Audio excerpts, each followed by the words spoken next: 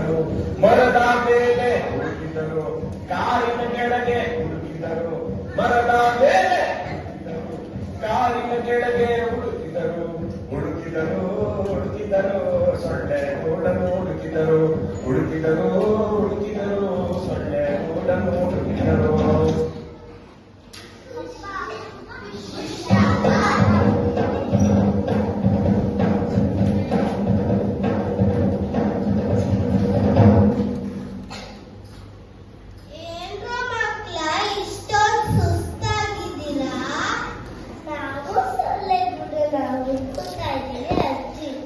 ಅಯ್ಯೋ ದಡ್ರ, ಸೊಳ್ಳೆಗಳು ಕಟ್ಟಲ್ಲ ಕಂಡ್ರು.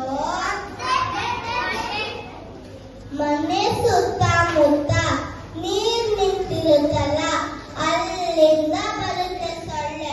ಸೊಳ್ಳೆ ಬರ್ಬಾರ್ದು ಅಂದ್ರೆ ಮನೆ ಸುತ್ತಮುತ್ತ ಕ್ಲೀನಾಗಿ ಇಟ್ಕೊಳ್ಬೇಕು.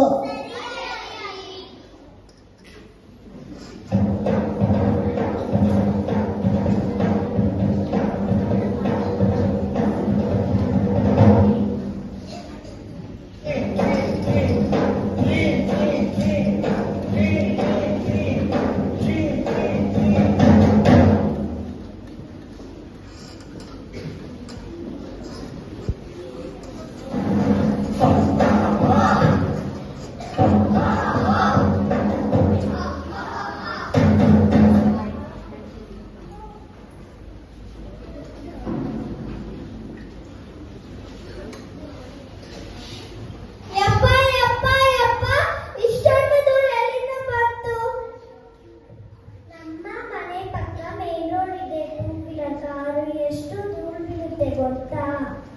ಅಷ್ಟೇ ಅಲ್ಲ, ಮಗನಿಗೆ ಕಟ್ ಮಾಡಿ ಏನಾಗತ್ತೆ? ಇಷ್ಟೊಂದು ಧೂಳು ಎಲ್ಲಿಂದ ಬರುತ್ತೆ ಅಂತ ಹೇಳ್ತೀನಿ. ಎಲ್ಲಿಂದ ಬರುತ್ತೆ ನೀವೇ ನೋಡಿ.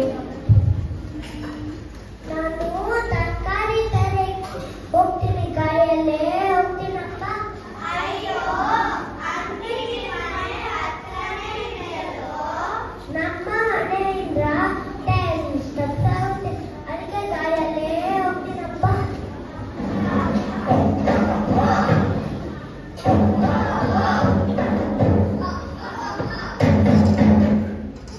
ನಾನು ಕಾಂತರಕ್ಕೆ ಹೋಗ್ತೀನಪ್ಪ, ಅದಕ್ಕೆ ಗಾಡಿಲೇ ಹೋಗ್ತೀನಿ.